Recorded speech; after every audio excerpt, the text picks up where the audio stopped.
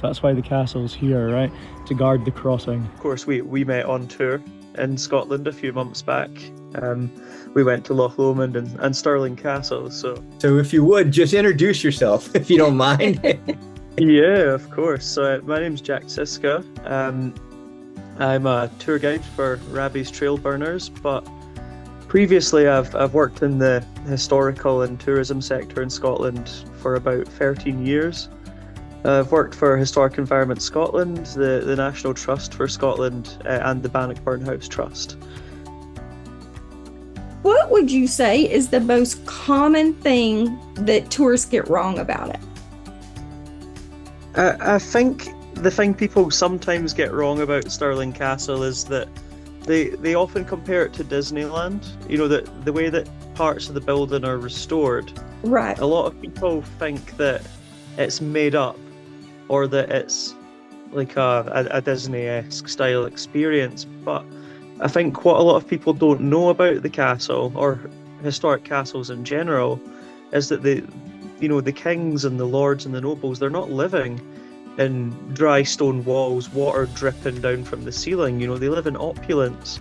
Right. And the restoration at Stirling Castle is as accurate as it could possibly be with the information they have.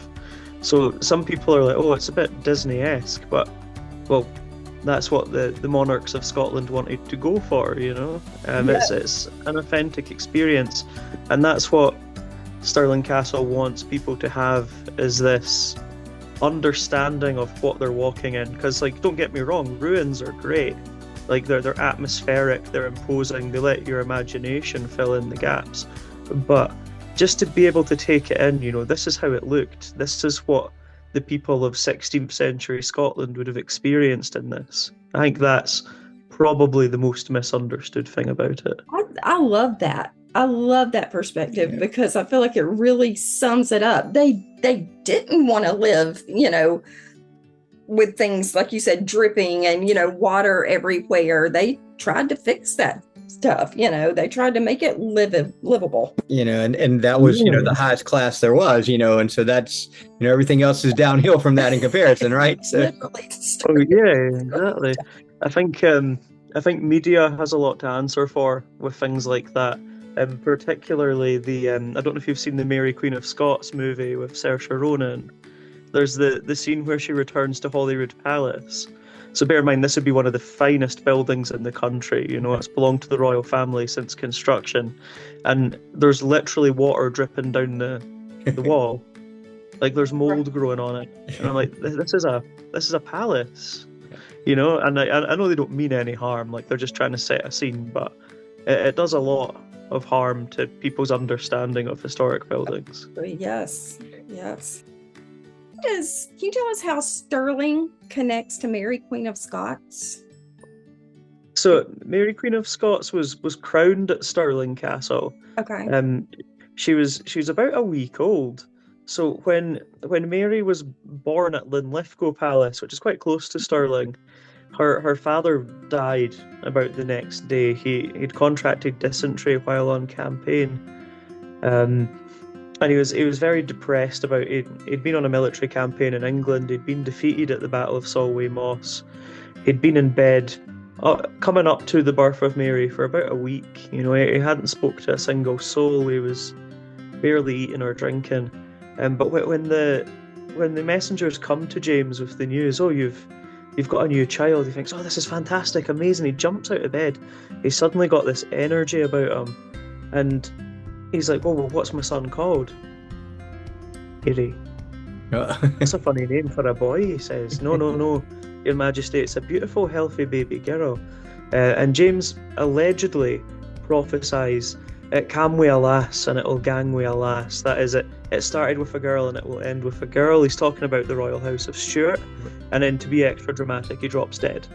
So that's pretty dramatic. Yeah, he's pretty dramatic. Yeah, a bit of a drama king, you could say. Bear in mind, Mary had just been born. At this point, she's maybe 1 or 2 days old.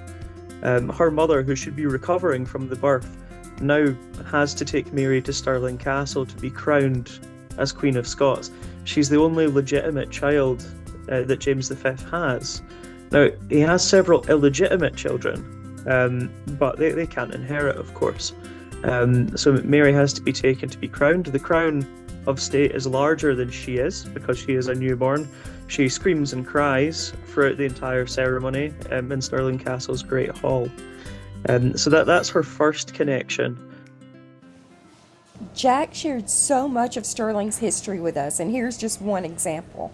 The former wooden bridge crossing the River Forth, the only safe crossing of the Forth, the only way between north and south. That's why the castle's here, right? To guard the crossing. So the Earl of Surrey and his English army are here, and they can see the campfires and the motion of a Scottish army led by William Wallace and Andrew de Murray over on the Abbey Craig there.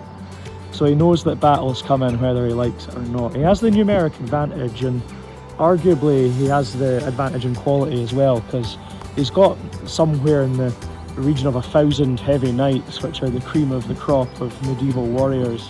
So we'll meet them in the open field, he says. You can see how the River Forth meanders there, and where you can see the rugby pitches. So the English army's plan is they're going to form up, they're going to cross the bridge, and they'll form up where those rugby pitches are. The knights go first, because the gentlemen before, as the rule goes, then the archers, then the infantry. So they start to march across. And like I mentioned earlier, the knights are really heavy, so they can only go two at a time. It takes a very, very long time for that army to begin crossing. And when about half of them are across, Wallace and Murray come down from the Abbey Craig, and they seal off that loop in the river. And you can see it's quite narrow even today. The loop hasn't really changed. They block off that loop in the river.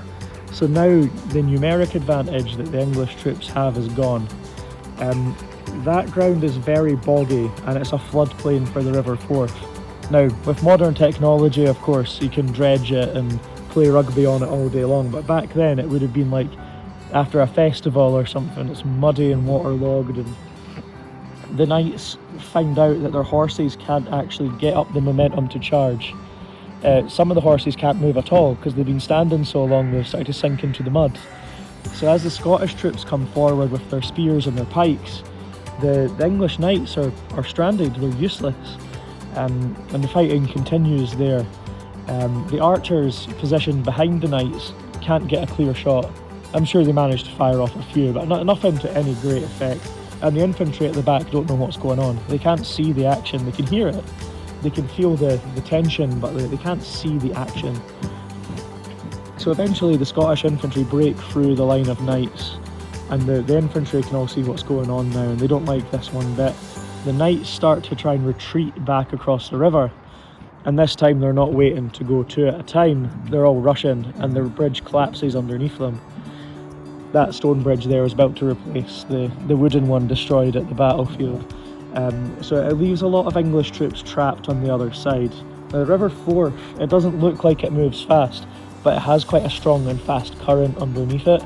So even those who could swim, if they got into the river, getting to the other side isn't a guarantee, especially if you're wearing armour. And because the river level is quite high at the moment, but normally when it's further down, it's mud flats on both sides of the river. So you're a sitting duck as you try and escape from the battlefield. So although the Earl of Surrey is in high command, his deputy, Hugh de Cressingham, is the most unpopular man in Scotland, and he is captured on the battlefield. He is the tax collector in chief for the English occupation forces. So when he's killed in the fighting, like the story goes that William Wallace skinned him and made a scabbard for his sword out of his flesh. Now, I don't think that's actually true, but that's how the story goes, so you can make up your own mind. But yeah, that's the Battle of Stirling Bridge, the first time in the late medieval period where an English field army was defeated in order. Be sure to subscribe and hit that notification bell so you don't miss our next video about all the secrets hidden in Stirling Castle.